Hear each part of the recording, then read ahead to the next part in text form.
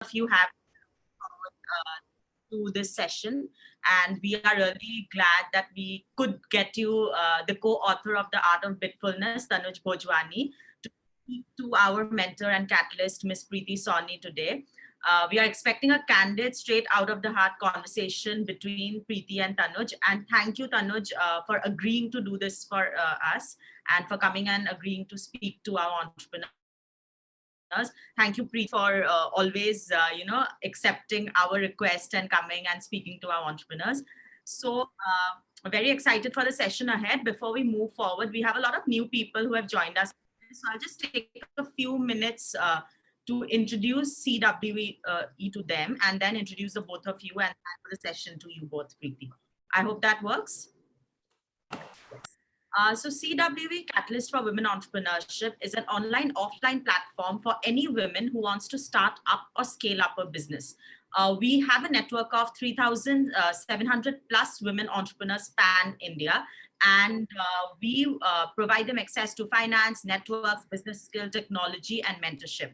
How we do this is with a very strong core team, and also especially with the help of our 20 partners, both national and global, and our 20 mentors and catalysts. Preeti Sawhney, who is speaking in this session today with Tanuj, is one of our catalysts and advisors and has been with CWE from a very long time. So thank you again, Preeti, for all your support always. And yes, so without wasting much of time here, I would just like to introduce Tanuj and Preeti. So Tanuj Bhojwani is a storyteller who codes. He holds a chemical engineering degree from IIT Bombay and has also attended Ashoka University and studied liberal arts at the Young India Fellowship. His training in the sciences and humanities allows him to craft narratives about technology that are accessible without sacrificing technical depth.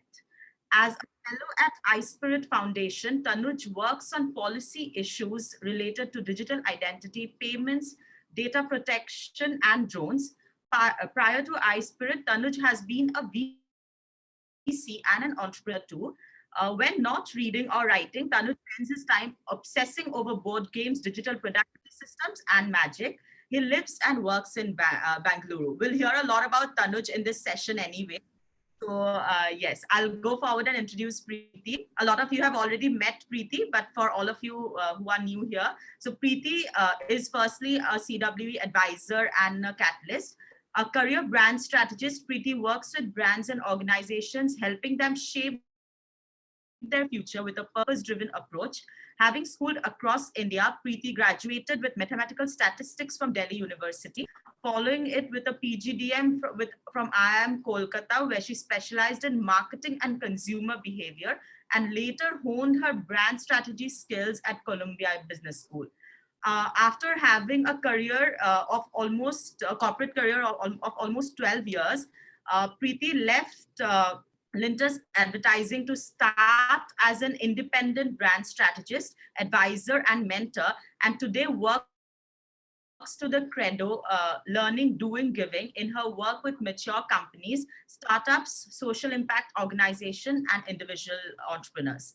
So we have two very exciting and impressive people here today for all of you. So Preeti, over to you to start this conversation with Tanuj. Thanks so much. Thanks so much, Ayashri. And hello again, Tanuj. And a very warm hello to everyone who's logged in at 5 o'clock of a Wednesday. So I'm going to start with a small confession, Tanuj. I don't know if you know it, but the thing is, I have basically done a very unbitful thing in the way I went and bought your book.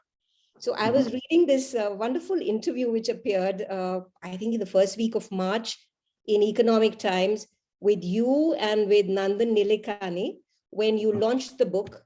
And I think I had read about 2 paragraphs and I had my phone with me like every normal human being, right? We kind of keep looking at the phone and then we're reading the paper and so on. So I said, oh, wow, this looks good. Went to Amazon, placed the book order into reading. So I did everything that I wasn't supposed to do. So my apologies, but I think at some level you'll probably approve that I just went out and bought the book. And my God, thank you so much for writing it. it is an absolutely amazing book. And you heard Ayushri say my credo is all about learning and doing. So for me, the balance between learning and doing has always been important. And what I loved about your book is it helped me through a very, I think, both accessible and very well researched way, understand the world that we are in with respect to all the technology challenges we are facing, and gave me tools to manage. And one of the tools, of course, is I am now using a journal, very, very diligently. So I think I get full marks from you on that. But I mean, this is a great book, and thank you so much. And for everyone who hasn't bought it, I would, heartily recommend it. I don't ever interview book authors because I don't really haven't really met too many. So Tanuj is really the first book author I'm interviewing, and I have no reservations in saying this is a great book, which he and Nandan have written. Um, uh, uh, a question I want to pose to you first, Tanuj, is the one which Ayushri will attest. I put to every startup. And in a way, a new book is a startup. So my question is, could you share with us what is the problem you set out to solve with this book, and who were you trying to solve it for? Right.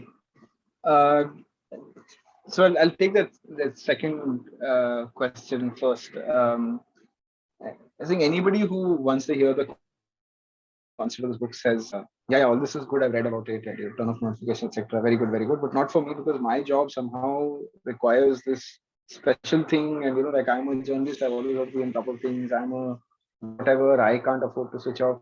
The people who think that way, who make themselves an exception, this book is entirely for them, right? Like, this book is primarily for them, because the most fundamentally wrong thing you can do is to believe that somehow, despite millennia of us living normally, slowly, not connected, not hyper connected, not at each other's throats, not always checking what's happening, liking. I keep hearing great terms. One of them is, does your phone have eczema? Because somebody is doing this. This I heard just yesterday at a workshop in SBI. Um, so uh, if you think for whatever reason that yes, this is a large problem, but it's not my problem, then it's for you, right? Because the book first and foremost tries to do the following. It starts to have this conversation. It starts to say that, look, this is a problem. This was not how things were very long ago, right? We've slowly been pulled into this kind of mess.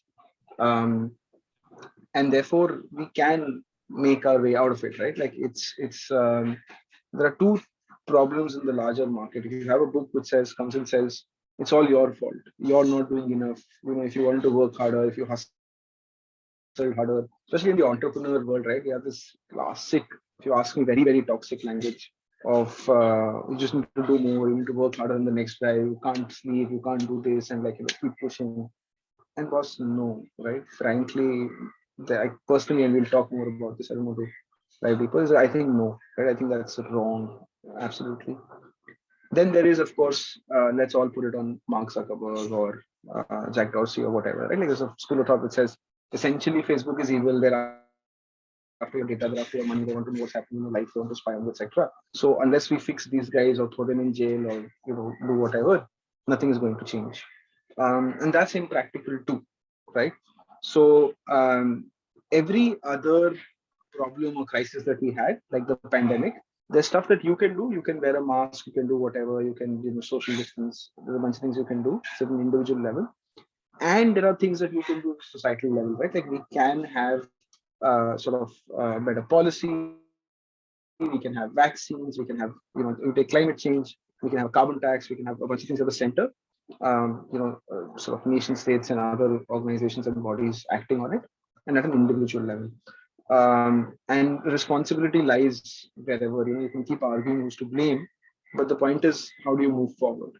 So this practical, pragmatic approach to the problem that all of us are spending way too much of our time and attention on our devices to the point where we are now driven by the whims and fancies of these, not just devices. I think devices minimizes it, but our entire social media infrastructure, right? Like, there's this whole argument, if you're following right now, Elon Musk is trying to take on Twitter. And one of the primary things that people kept saying was that, look, Twitter used to be a bulletin board. It used to be an unopinionated place where people put their own opinions and you filter through them. But then the algorithm started taking over, and has led to certain problems. And I completely agree with that. And this, again, I won't, the very first answer dive deep into it, but the idea is that there are changes happening in our individual relationships with our devices, with each other. There are changes happening in society, like the January 6th thing that happened in the White House, that event, which are instigated by our relationship with our technology, both individually and collectively. So Nandan and I wanted to talk about this because, one, obviously you and I care about what we do, but I think there's a larger question, which is how do we deal with it as a society? How do we deal with it together? Which also we wanted to address. Now, the problem is, if you start with this, so in my day job, for those who don't know, I work at something called iSpirit, where I build stuff like UPI, FastTag, like all these other things, these little tiny digital systems that help us make our day-to-day life easier. I design and build that.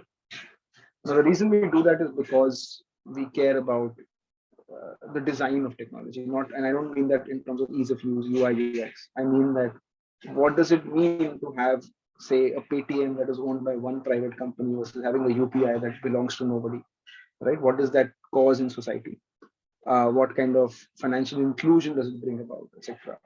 So these are questions I care about, but they're very many questions. So one of the other reasons to write this book was to link these two ideas together. The fact that you and I are feeling overwhelmed by our phones and are always on it is very, very connected to how software is built in the world, how it's architected, who owns it.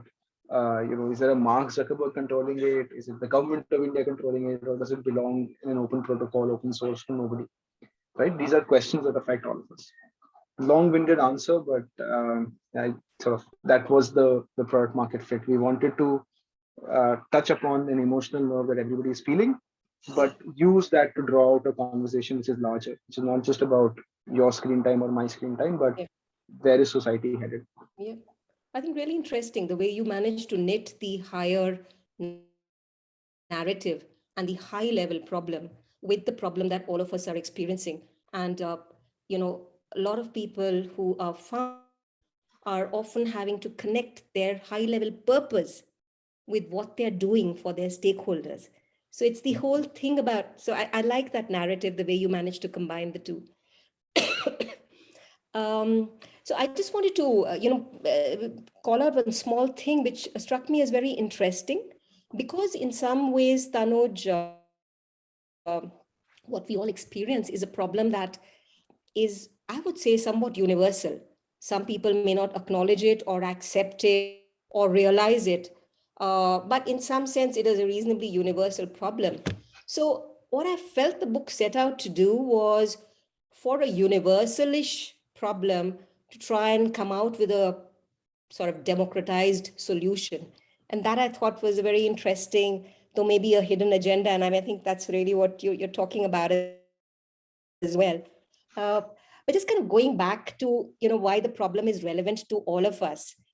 We have lived with smartphones for 12 to 15 years. And of course, in the last few, we've just been overwhelmed. In some cases, we don't realize it, but we're eating dinner, listening to a podcast, watching something on Netflix and checking some news. We are in a meeting. Maybe I don't know how many of our members and audience is also doing email or catching up on WhatsApp as they listen to us. So this is endemic. We don't even realize it, right? So we kind of take pride in the whole thing of, hey, I can multitask.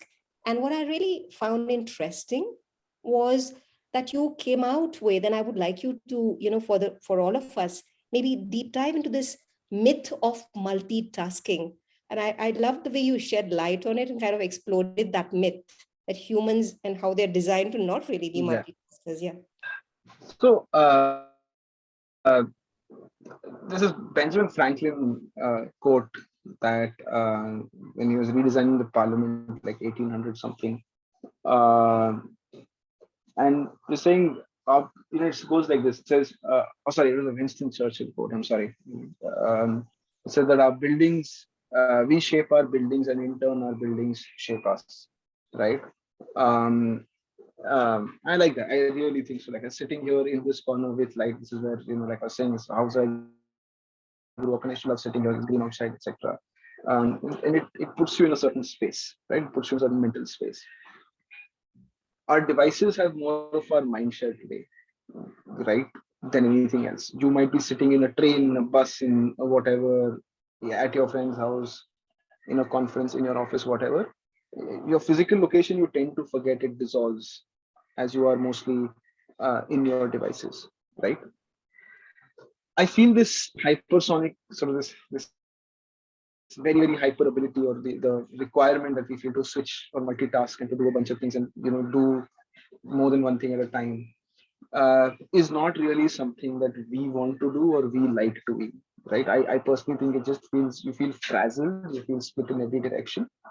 But computers are powerful, right? Like the whole point of computers was that they were very, very fast, that they could do many, many operations a second. If you study the history of computing, if you're interested in a nerdy lecture, I can tell you that the first computers they were massive, they were unaffordable, but they were so fast even then that the way that got democratized or access to the computer was through something called time sharing, which means that the computer literally was one computer, but there were 40 terminals. That's where the word terminal even comes from. Right. Um, and in the context of a computer, which is that what would happen is that essentially how the computer would run a program is that you write your program, the computer would run a little bit of your program, then run a little bit of the next guy's program, then run a little bit of the next guy's program, but it was doing it so fast. All of you felt you were a computer, which is faster than anything else you've seen before, right? And these powerful, and able to do more and more and more. And we had these multi-tasking, multi-window, like even Windows, the name Windows was a big deal because you can do two things together, right? Like that was the feature that made Windows very popular, that you had multiple windows. So computers kept on doing this increasing capability of doing multiple things at a time. And today our phones do a lot, and our laptop and our Zooms, and like it's just incredible what has happened in just 50 years. Um, but we were never designed, we were never taken into this equation, right? It's a very classic engineering thing, I can tell you, where you do it because it can be done, right? Like there's no thinking about the consequences, there's no thinking about why does it even need to be done, right? Like, should we build a faster car? Yes, right? Like, should we build a bigger rocket? Yes, right? It's just this, there is just no thinking about it. I think that's what we're trying to do. We're trying to say that hey, have you thought about, yes, you can do three things, you may even be more efficient. I don't even want to argue with you about whether it's efficient or not, because I think people take it very personally. They like to think that, oh no, I am good at multitasking, everybody else who multitask is stupid and they shouldn't do it, it's not for them. um, I simply want to make this point to you. When was the last time you felt you really enjoyed what you were doing? Like you're really engrossed, you lost sense of time, you really like, don't have any regrets, and just like at the end of it, you felt like energized and wow. And you probably weren't doing big things at that time, right? You were probably playing, you were very deeply engrossed in something that you were passionate about, and you forgot the rest of the world, much like how you forget it when you're scrolling Instagram. Except it's not mindless, it's not tiring, it's not guilt inducing, it's energizing. This state is called flow, and flow can only happen with like active engagement on one thing, deep thing. And we like three forms of mindfulness. Again, the book covers some of this. Some of it is in this book called Flow. But it's fundamentally and this idea that once I get there, I'll be happy. Um, right? So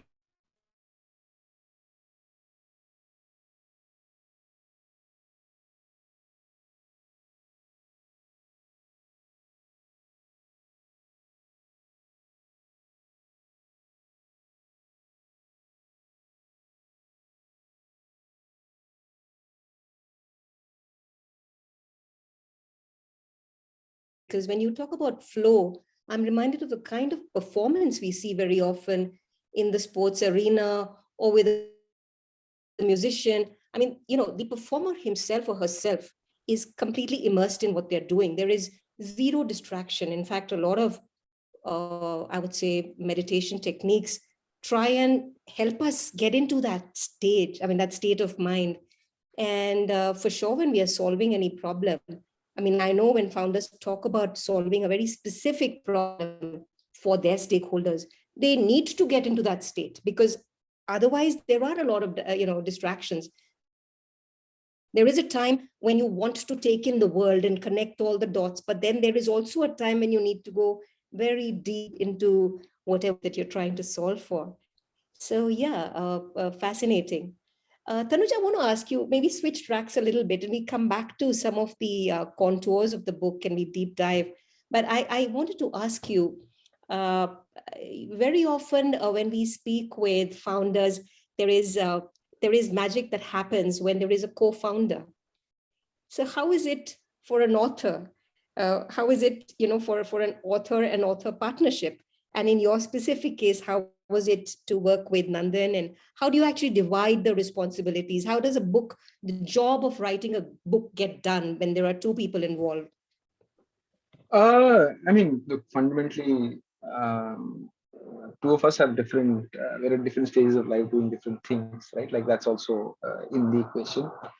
I was obviously dedicating a lot more time to the book than he was, in terms of, the sort of actual writing, etc. Plus, Nandan has a lot of other things going on. I, on the other hand, minimized a bunch of things because I wanted to focus and get this thing done.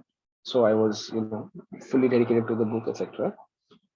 Look, it's very hard to pin down an idea and whose idea it is, etc. You can say that, basically the thing with having a co-author like Nandan was that, of course, I have my point of view, and Nandan and we have this huge age gap, right? Like he's twice my age, but we have the same sort of.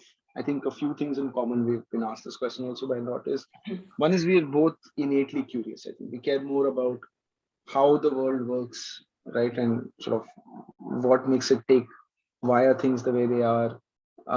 We both have an innate sort of optimism in technology and the idea that it can change society. We're worried it will change society for the worse, right? But we still do believe it can change society. And we are hopeful that it will, if we can manage this and we can get this right. So there is a lot that we have in common, but then perspectives, age, experience are so different. So I would say the most enjoyable parts of the book were basically trying to, distill between the both of us what we both knew and trying to distill it down through conversation into an idea that we can then write about and explain to the world. So most of the process was for us between us was walks in the park. We used to actually take walks in the park and talk. This is also COVID. Remember, he's 66. So we didn't want to take those risks. So, but also like if you don't meet and you don't have that chemistry and you don't talk, I don't know how to work, right? So we did do a few Zoom calls, but those were usually like functional. Um, but yeah, so we used to do walks in the park. Um, and then, depending on how excited he is by the idea that week that we're talking about, he would either send in a one pager, and I will also say this, he would write faster than me and send it, right, in the sense that if he likes an idea, he will go and do it the same day. See, I think that's the good thing about being where you are in life, where he is. It's just that he doesn't have to do 15 other things that we have to probably do because we have to, because we have a job, because we have this, that, etc.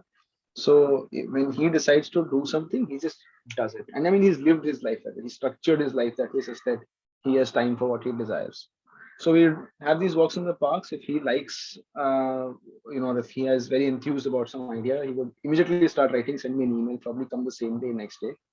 I in turn would go and struggle and try to put it together into a chapter and all of that, and then go back to him. And then we did edits, right? And even the edits, it was really funny because Nandan would use a lot of printouts, right? Like, and we used to do it over pen and paper and come back, which is good because sometimes you read it in print, you spot errors, and in that sense. But it's just our styles and our way to approach digital was even visible in the process of writing the book. Fantastic, fantastic. Yeah, I do know This, of course, it's no secret, but it would be giving away my own generation if I said that very often. Even I like to kind of look at, the killed trees. So I feel very guilty, but I sometimes need to see numbers on sheets of paper because my eyes glaze over when I'm looking at numbers on a screen. So yeah, but yeah, it's a very, very fascinating. Tanuj, the other thing about the book is I can't take the brand strategy just out of myself. Okay, so the one of the most stopper value things about the book is bitfulness. I mean, the whole idea of the term, the name, art of bitfulness, it is brilliant. So I just want you to, I know you don't want to give the game away, but is there a way you could condense what bitfulness is? And did the title come first? Did the title come afterwards? Was it a struggle and all of that? So, love to know more about the book itself. No, the title was. I think when we hit on the title, we knew that okay, we have something to offer. Um, uh, like I was telling you, look, the point is, anybody can write a book about saying, use your phone a little less, right? Like if that was the message that you were trying to tell people, honestly, like I was telling you before the session officially started, don't waste your time with the book, right? Like a book is it's not the best way to do this. And most probably the people whom you want to get off their phone, they're not reading a book, right? Like it's not happening, right? So if you were really going to do this, spend that much money on Instagram ads saying get off your phone, maybe, and that would have been a better way to do it. The idea that we were trying to do, and what we're still trying to do, Nandan and I, is that we're trying to slowly create a reference point for discussions around the culture that tech has created. And it's a much longer term conversation. Why we're writing a book, why we're doing it this way, is because a book in that sense does have staying power, right? Picking up a book after a few years is still relevant, right? But social media conversations are designed to be forgotten the next day. Like everybody gets worked up over the current thing, and then tomorrow there's a new current thing, and there's no staying power of conversations on social media, right? So much theoretically has happened, and every like there's so many tweets or whatever, but like it just dies, it goes nowhere. Uh, so we were trying to encapsulate this because, like I was saying at the start, this is not just a conversation about your and my individual screen time. The longer term conversation here is, why did a Facebook happen? What could we have done better at the start of the internet to prevent companies like this from happening in the first place? Because it's much harder to walk back the line, right?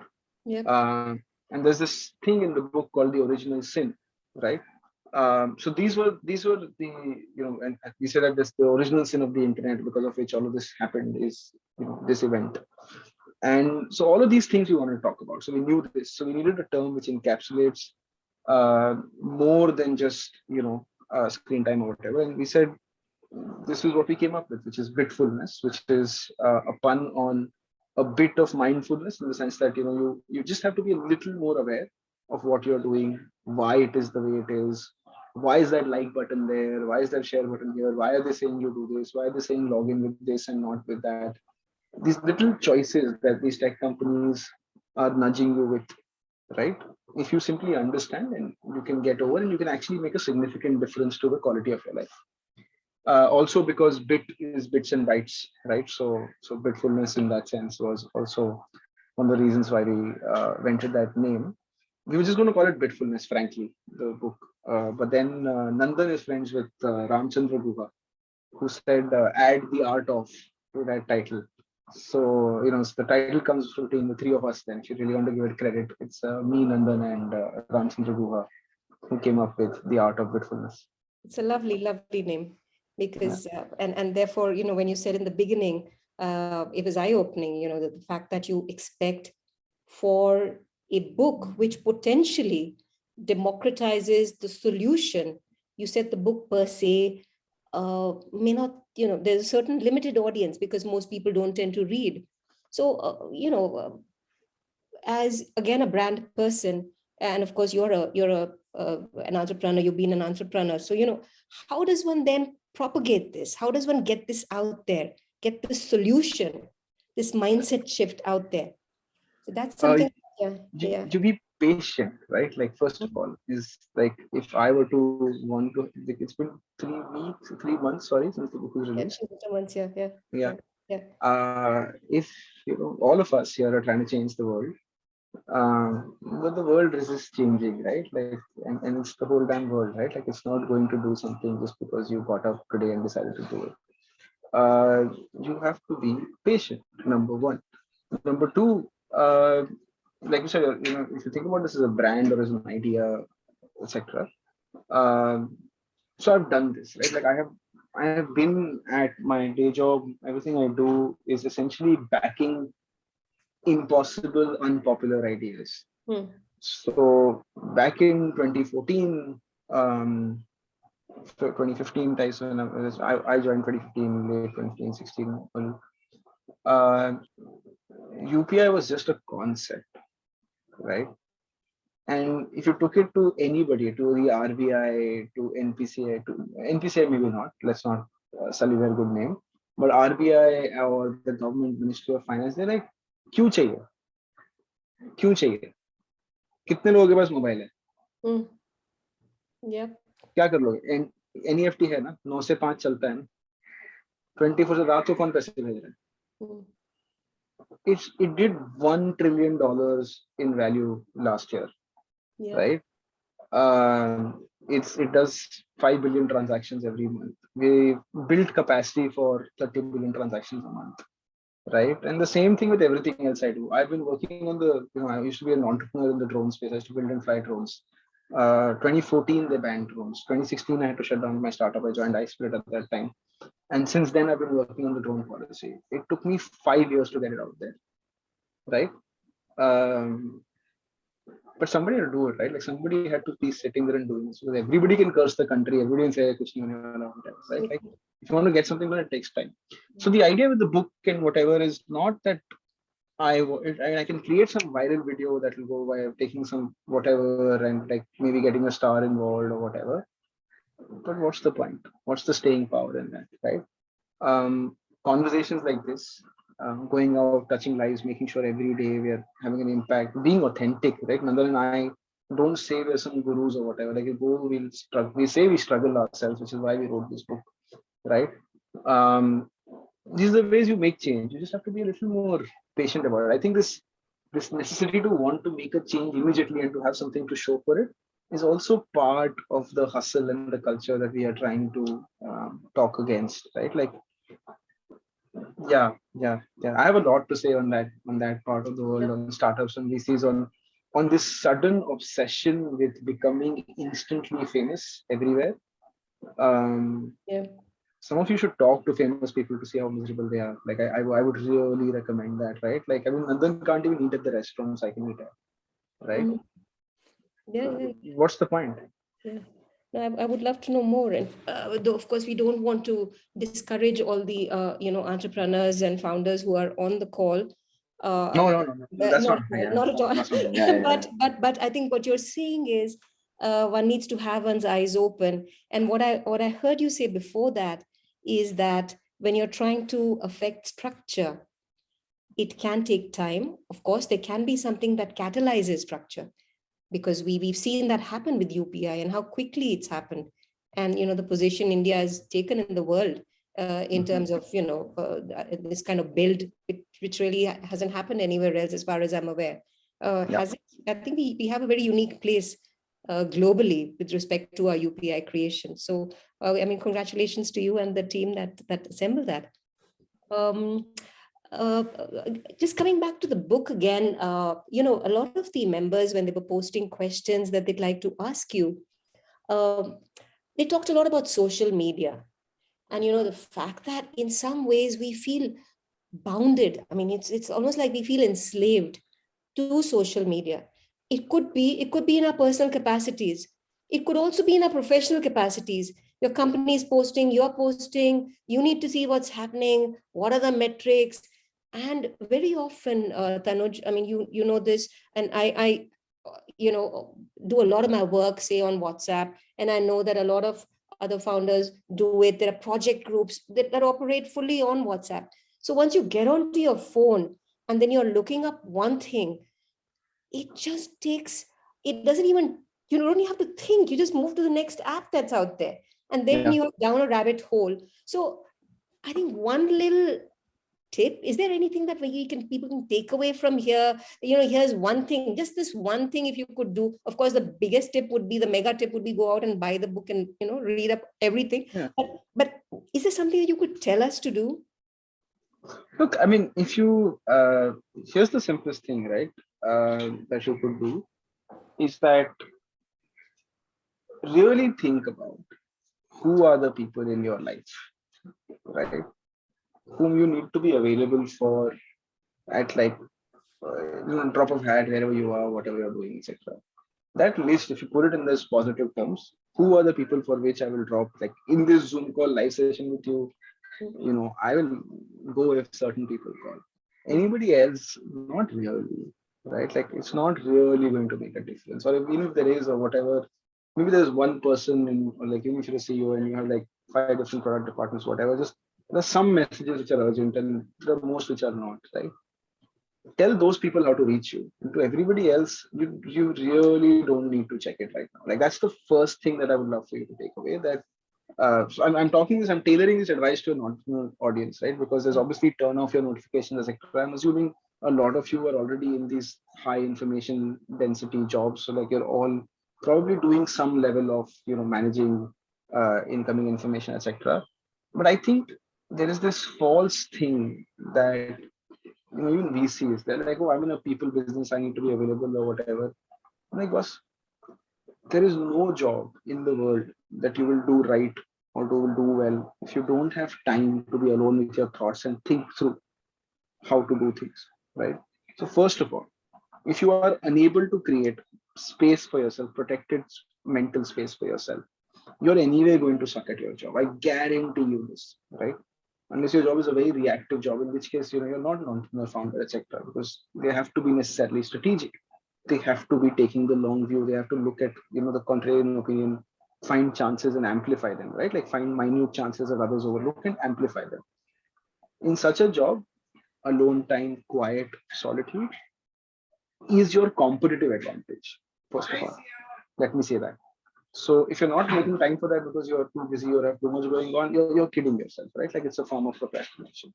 So first of all, make a list of people who can reach you, and then have a one switch button, like have a one way of turning your phone into that mode or your laptop into that mode or whatever, such that nobody else except these people can reach you. Doesn't matter what, right? Create that time for yourself. An hour of this every day, half an hour of this every day, frankly, right? Um, is going to be such a competitive edge for you, right? I want to plug something. I believe in this concept so much that along with this yoga instructor Astha, we're actually designing a course which does just this. We're going to do practice with you. This theory is minimal. There's basically 3 classes of 1 hour of theory each. And for 21 days to make this into a habit, guided practice and assisted self practice, where in the morning she teaches breath work and I talk about these techniques in focusing.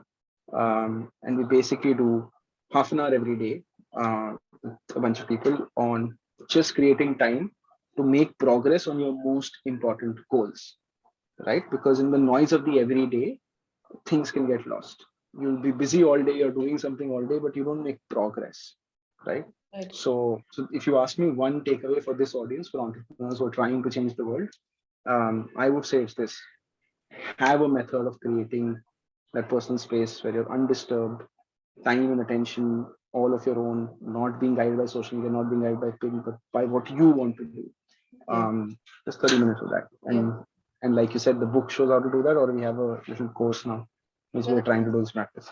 Yeah, that sounds very good. And I think what you said just now, that it is definitely a bit of, I won't say delusional, but maybe it's too harsh a word, but it is probably right that, everything is so important. every call can't be. And for sure, we know which calls to ignore when we're in the middle of something. So there is this inherent prioritization that I think most of us tend to do at a point of time. But I really like what you said, that figure out what those most important goals or priorities are. And if I remember what I read in the book, it is not just the business goals that you're talking about. It's really of the founder, the leader, as a 360-degree, a completely wholesome human. So what are your goals? And then based on what those goals are, figure out how you want to spend your time, because those time parcels are essentially what add up to 24 hours. So fascinating. And I think a lot of people would probably want to know more about the workshop, Tanuj. Is there a way they can find out more, or would you share details with Ayushri and folks can check So, in? so we ideally should have launched a couple of days ago. What happened is Astha's brother is suddenly now maybe getting married. So there's this whole ruckus and whatever. What I can do is this. I think I have this link. 1 second. Let me just see. Wait, I had made a link. Uh, Sorry, can you just give me a second? Yeah, you I go ahead. had Go shut ahead. Go ahead. everything down. Yeah, right there.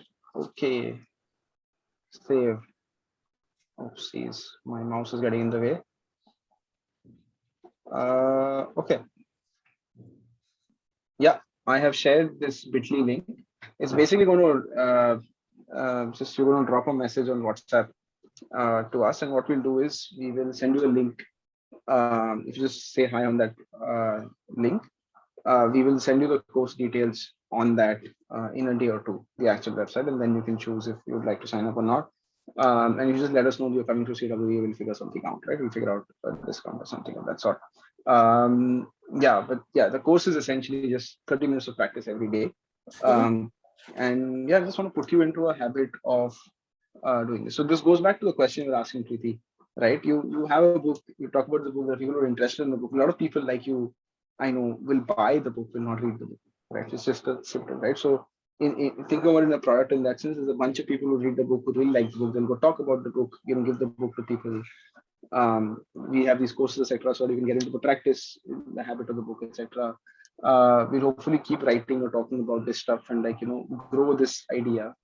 Let's see. I mean, it sometimes succeeds, sometimes it fails, right? Like it may not go somewhere. I don't know. I have the only superpower I have in this is patience. Yeah.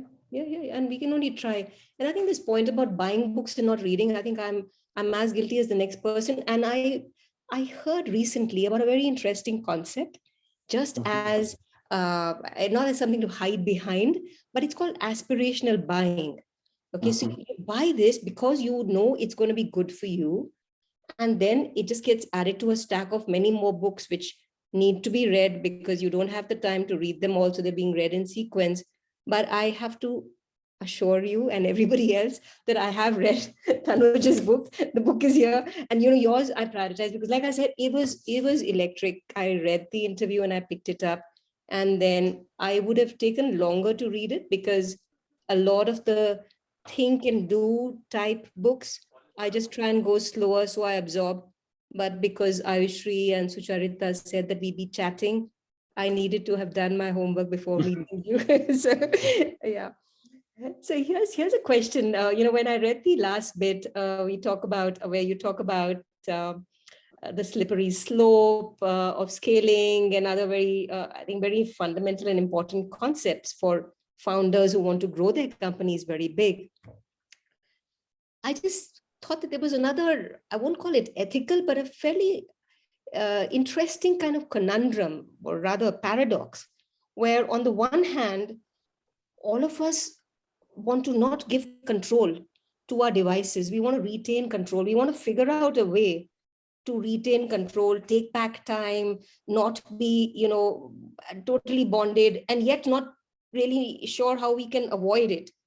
And at the same time, in the work that we do, in the businesses that we run, whether we are running startups or we are in other organizations, our product and services want their potential customers to be, controlled by our offerings. So, I mean, how do you resolve that kind of paradox? Is there a way to resolve it even? It's a very good question. No? It's the idea that you know I will sort of go join a protest on climate change. I'll go there in my private jet, kind of a thing, right? Like it's sort of an inherent hypocrisy that we all display, and which is where I think, which is why like I have this sort of um, second the part three of the book, etc. If we talk about, right? Um, See, our technology today, unfortunately, is, I have to go deeper into this. There's no way of answering this at a very sort of without getting into the specifics of this. But our technology today, unfortunately, because we expect things for free and things are free on the internet to a large extent, even still, um, our technology is no longer built around the promise of what is good, what works, right? Like you buy a car also. There's a classic line, right? Kitna deti hai? There's value for money. That's one thing that you can optimize for. Or there is safety, there's luxury, right? Those are those parameters in the market, and the market serves all those needs, and you have everything. But imagine if you could just you just show up and they'll give you a car, right? Like no matter how safe the next car, no matter whatever, the amount of cars in the market that people who use those cars are going to be a very small and lightened bunch, right? It's mostly going to be free cars everywhere, everybody using that. That is what we've created. We've created social media, we've created search, we've created all these discovery tools to the internet, right, which are free. We've created a expectation, at least in the generation that we were in with the internet, order that things are free. Yeah. Yep. And therefore your customers, your products, everything you're doing are oriented towards then controlling this attention and directing this attention, right? Because that's how it's supposed to be. That's how everybody else does it. So is there a way to resolve this? Well, not if you're also trying to become a billionaire at the same time, frankly. If you are, then you need to play this game, because that's where the people are right now, and good luck to you. But however, if you want to live in a better world, that's not impossible. If you want to live in a world where things are not, you don't allow things to take your attention away, and you treat your customers with the same kind of respect, that's possible. In the short run, it's not going to be popular, right? You're going to have the same questions that I had, like with UPI, right? Which is like, why do you do this? Who needs this? Everybody's doing that. Who are you, etc. But I do genuinely believe that we're going to see that day very, very soon. And I don't say this because I've written a book on the subject. I say this because the harms are getting more and more real. Last year, we found out that Facebook knew that teenage girls' suicide rates had risen to unprecedented levels, right? Suicide.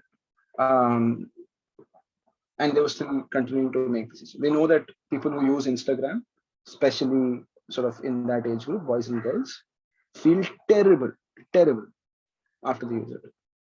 They report feeling sort of diminished self-worth and unhappiness, and like uh, lots of things.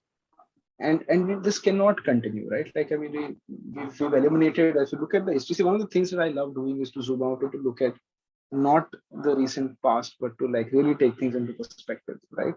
Um, and obviously, we are a very sort of very weird phase of history. Like, we have no humans who live like us. 100, 200 years ago, there would not have been much change between 200 to say 1,000 years ago, or whatever. Civilization is about 5,000, 6,000, whatever, 10,000 years old, maybe. Right. And then we're in this very, very weird phase, right? But what history tells me very simply is that whenever we manage to kill ourselves in such large numbers, we also manage to stop. Right? We manage to do this kind of harms to ourselves, we also manage to stop. So I have that same hope that we will do this, and in the long run, people will start recognizing these behaviors as very, very problematic. Right? Coca-Cola, by the way, was made out of the same thing that cocaine is made of, and was given to kids. Cocaine itself was given to kids. Heroin was used as sedative, right? Like, there's a bunch of things that we do wrong initially, and it's terrible when you look back in history. And we all think that we're smarter now and we won't make the same mistakes. But like that's because you don't have history to come back and tell you, right? Like that what you were doing is stupid. So to answer your question, can we resolve that paradox? I think yeah, you can take a stand today and do it. And maybe you're a little too early, but I think if you start doing it right now, it's becoming a thing. Like Superhuman, that email app charges people $35 for email, right? Like, and they're doing very well. Something that was traditionally been free. Gmail just 20 years ago came and sort of swept the race by making it free and giving more space than anybody else for free, right? But it Yeah, was advertising driven. yeah. So we're seeing even in the classic tech products, we're seeing these models that are not dependent on consumer eyeball, etc., but on actually delivering consumers value and speed and efficiency that they want and getting out of their way, not trying to be in their face and controlling them all the time. Uh, and I think that the work that we are doing with stuff like ONDC back in UPI, what we are doing will also make it such that if you put money into acquiring customers via discounts or whatever, all you will do is make it easier for the next guy to come and steal your customers with genuinely better service, right? Because in a truly interoperable world, that's not. It doesn't matter how big your discount was, So right? true. What matters is, can you manage to retain the customer? Can you continue to engage them with good service and whatever they want? So we're moving towards that world 100%, either through stuff like the India Stack and what we're doing, or genuinely in Web3, right? Like we're going to see a lot more innovative stuff come out of that domain. And I don't see this. I genuinely see that there's this interesting phrase that they use. I think Hemingway was asked, "How did you become bankrupt?" And he said, "At first, gradually, and then suddenly." Mm. Right? So even those decay curves are exponential. So we're starting to see a steeper and steeper thing, and there's going to be this one event where it just turns, Falls off the right? cliff. Yeah, yeah. Falls off the cliff, and therefore I think it will happen, right?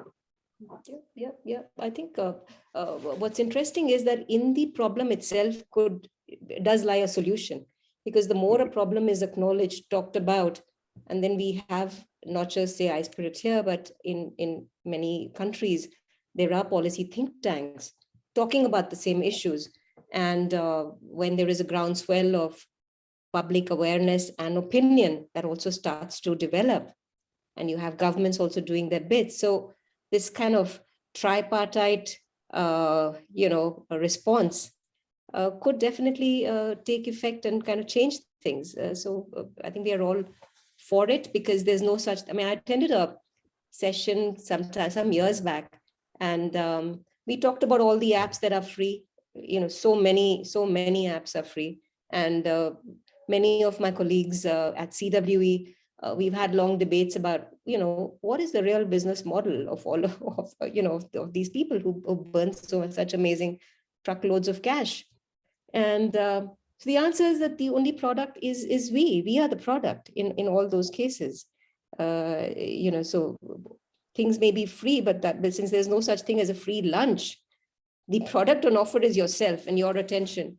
Yeah, So your attention more than yeah, anything else. Yeah. absolutely. So with that, I think we're getting close to 6, almost at 6. And I thought, we could just spend a minute or two on Tanuj as a reader, and just find out what is the kind of stuff that you like to read. And I know that you talked about the 3 C's. So curate is one of the C's. Yeah. And does the curate on your technology compete with books that you read, and what do you like to read? So no, actually, because I have a bit of a streamlined reading process. Frankly, I'm reading all the time, right? Like I am most of the time I'm consuming information voraciously. What I've started doing, of course, is taking notes, like uh, again stuff in my own advice. So my pipeline for reading is that basically I have these articles and things that I want to read, unless something is very very work specific and like like okay, I have to read this paper to do this to do that, then I read it immediately. But most of the time I am curating links and I'm putting them into this place for like reading later, and the ones that I look like are really interesting I send to my Kindle, right? And then there are times when basically I don't have any other device on me except my Kindle. And I spent on my Kindle. Like I bought one of the fancier Kindles that was like killing me to spend whatever on that Oasis or whatever, but I still did it because I genuinely enjoy reading, and it's been a good purchase for that reason. That it's a premium thing that I'm invested in. Um, so yeah, so my pipeline is that essentially even with books, I read ebooks. Frankly, like I have 800 books. I have a huge library, but now I've moved almost entirely to reading ebooks only. Mostly because I can make notes as I go along wherever I am, etc. Uh, so yeah, so what am I reading? Most of the time, I'm reading nonfiction. Frankly, I used to be sort of a voracious reader of fiction and fantasy and sci-fi when I was younger. These days, I think the world is more unreal, right? So it's Yeah. like fiction and sci-fi comes across milder, frankly, Yeah. than the dramas and of that happens to me, my friends, and in the technology sector. So I'm reading a lot of nonfiction, but I try to switch between sort of ideas of the world, like or ideas to explain the world, etc., which are not. I try not to be too technology focused. First of all, like technology business, the usual sort of management stuff. Uh, because I find like at the end of the day, all those books are more or less in the same sort of domain and the same sort of worldview. I love reading history. Like I love going back and seeing somebody piece together a story that is at once alien because of the context, but at the same time familiar because people are people, right? Like we haven't changed much. Um, and everything that happens in your life is unique, and you think, oh, we're in this unique time or whatever. Just read history, and you will be sort of lose that notion. If you ask me what I'm reading right now, what has happened is that through this process, I've discovered a lot of other people who've written books, and I've met them, and I'm essentially just catching up on other people's books. So I met Shrayana Bhattacharya, who wrote Desperately Seeking Shahrukh, which is maybe this audience would love that. It's sort of a book about um, sort of the story of women in post-liberalization India, their aspirations, their dreams, etc. And what she did was she basically was in 2003. She was a young student, sociology. She was an economist working at the World Bank. She was doing this as a sociological study. So she started doing these longitudinal surveys where the common bonding point was, so what do you think about Shahrukh, right? Because she's a Shahrukh fan, and so are these people across strata. So uses Shahrukh as this, research methodology very innovatively to get these women to open up about their lives and talk about it. That's a great book. There's Early Indians by Tony Joseph came out 3 years ago. I still haven't gotten around to it. So these are the things right now in my reading pile, which is history, and then this one's economics, and yeah, that's what I'm reading right now. Frankly, otherwise it's a lot of articles. Jonathan Haidt, if anybody I would love to link this article to you guys. If it's beautifully put, very similar, sort of the stuff that I've been talking about. It's called. You talking about the writer's mind? Not Why? No, so Jonathan Haidt wrote this idea that if you go to the story of the Tower of Babel, there is this, God destroyed the Tower of Babel, and therefore the people could not talk to each other anymore. Yeah. And he compares this story, this allegorical story, to what is happening with social media right now, because we can't talk to each other. We no longer can talk to each other without bickering and fighting and sharding society into more smaller and smaller tribes who hate each other even more. And so I love it. I love the metaphor. I love this whole thing. And he talks about how democracy needs to survive our instinct to dwell on petty differences. Oh, I'm North Indian, you're South Indian, and like we start, oh, you're from Delhi, I'm from Bombay. Like we are so focused on what is different, and social media magnifies that. I write about this in the book. Also, social media is a lens, right? So I used a very different metaphor, but the way he comes at it, I love it. Is that it makes petty differences between us way huger than it needs to be. Leads to a lot of fight, And yeah, we are going to have a very terrible next decade because of this, till we learn to talk to each other again. Yep. So yeah, with that, I guess the only last request I have of you is there a single thought you can give us which can calm our minds after that prognosis? Just to kind of live up to what we've promised everybody. How to Uh, stay calm. Yeah, in this digitally fragmented and fractious world of ours.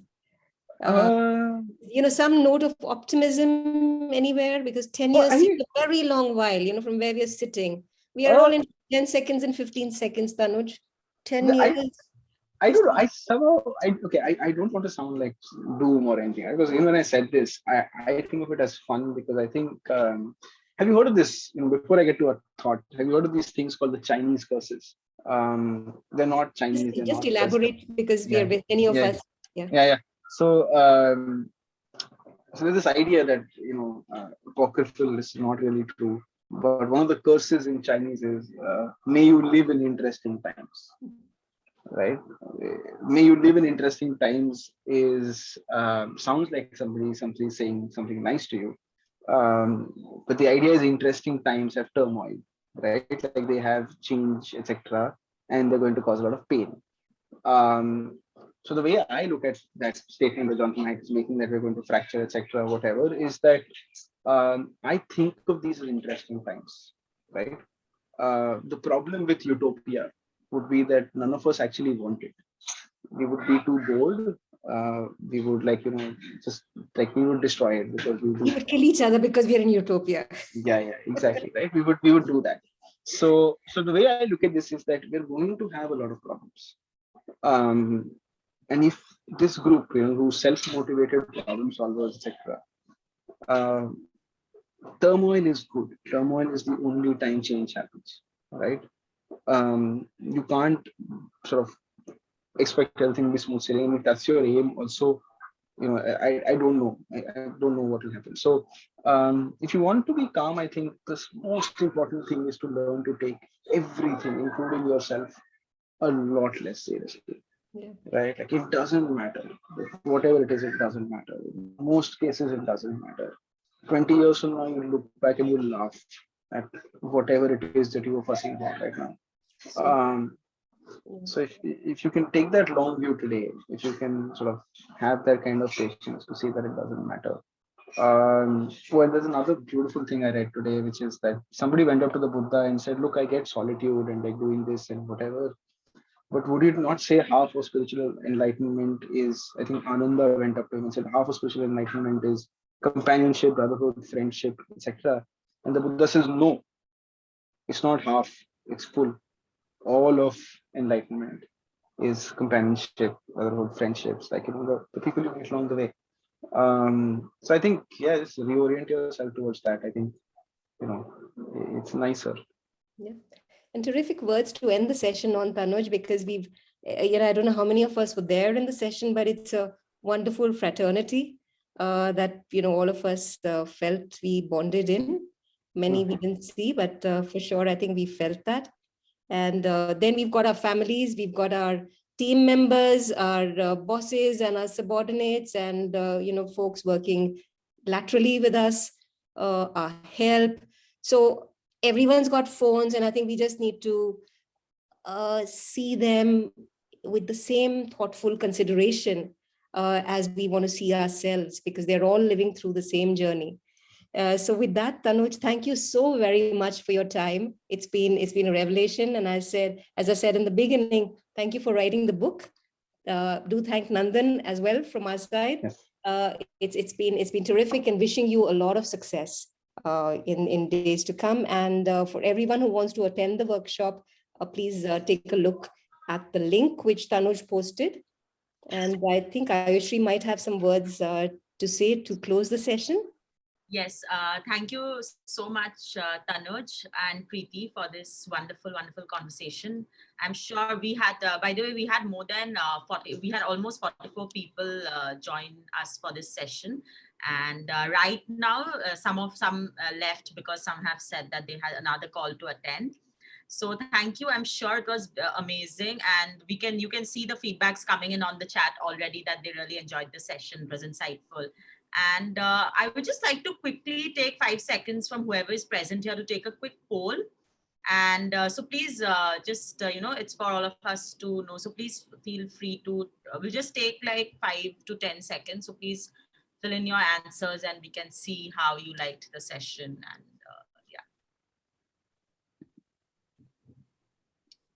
let me know if you all can fill it up or if you're facing an issue though. Yeah.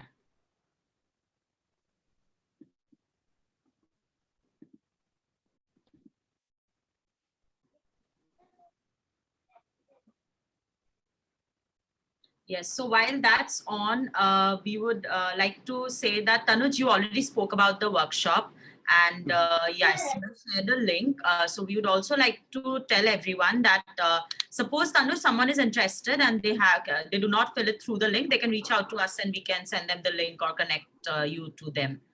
And once the website is ready, maybe you can, if you send it to us, we can also circulate it around and we can see if if there's any interest, we'll be connected to you. Thank you so much again, everyone. We have many other interesting sessions coming up, and we would invite you all to follow us on all our social media channels, join us. We have the next session on the 29th April, and we are inviting one of our role model entrepreneurs for that session. Her name is Fatima Benazir. She's the founder of Azuka, and I'm sure a lot of you have already met her or seen her before, and she's doing amazing work. And her journey is something we all must have a lot to learn from. I won't give away too much, so please do register for the session, attend the session, and we'll plan a lot of such sessions for you. We have we have the poll results almost. Some people have left, so but yeah, we do see that it was an exciting session. It did exceed expectations and it did meet your expectations. We would surely plan more sessions like this. And thank you all again. Thank you, Preeti. Thank you so much for wonderfully conducting this for us. And, my pleasure. Thank you. Thank you. And thank you, Sunita. And of course, Kritika, who yes. are there.